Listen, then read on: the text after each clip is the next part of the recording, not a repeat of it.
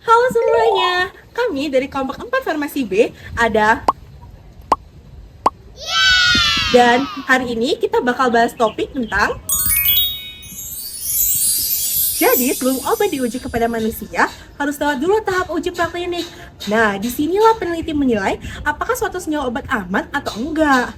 Lewat berbagai uji toksisitas, kayak akut, subkronik, dan kronik. Dari hasil itu, bisa ditentuin dosis aman serta organ target toksisitasnya. Semua ini penting banget buat memastikan keamanan sebelum obat dipakai secara luas. Dan pelaksanaannya. Pernah nggak sih kepikiran obat yang kita minum itu beneran aman? Jangan-jangan malah berbahaya karena belum diuji dulu. Hal apa sih yang harus dia lakukan seorang peneliti untuk mengevaluasi toksisitas obat anti kanker? Pertama, kita nggak boleh main tebak-tebakan soal keamanan obat anti kanker.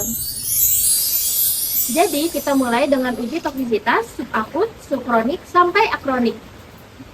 Lanjut, karena ini obat anti kanker, kita wajib memantau biomarker toksisitas seperti fungsi hati, fungsi ginjal, terutama efek pada darah.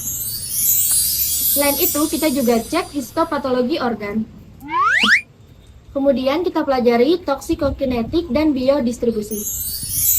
Karena banyak obat kanker yang merusak DNA, kita juga melakukan penilaian genotoksisitas dan mutagenisitas untuk memastikan efek toksisitasnya. Apa sih yang dimaksud dengan NOAEL? NOAEL atau No Observed Adverse Event Level adalah dosis tertinggi suatu zat yang tidak menimbulkan efek toksik yang bisa diamati pada hewan uji. Nilai ini jadi dasar yang penting banget untuk menentukan dosis awal pada manusia. Terus, gimana cara menentukan dosis awal yang aman untuk uji klinik? Nah, berdasarkan panduan penyusunan protokol uji klinik BPOM tahun 2022, hasil uji toksisitas digunakan untuk menentukan organ sasaran toksisitas dan menetapkan tingkat dosis yang aman di uji klinik. Jadi, dari hewan dikonversi ke manusia atau human equivalent dose, kemudian dikalikan faktor keamanan. Simple, tapi penting banget buat memastikan uji klinik berjalan aman dan terkendali. Kenapa ada keterlambatan antara CMAX dan efek antiinflamasi?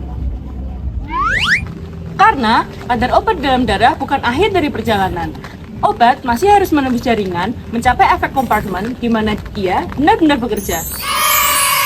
Nah, di sanalah terjadi bioplas delay, jeda waktu antara puncak kadar plasma dan munculnya efek antiinflamasi. Dan sebelum obat diberikan ke manusia, dilakukan evaluasi toksisitas subkronik dan kronik. Tujuannya untuk memastikan obat, terutama obat anti kanker, aman digunakan dalam jangka panjang untuk memahami organ mana yang rentan rusak dan meminimalkan resiko toksisitas sistemik.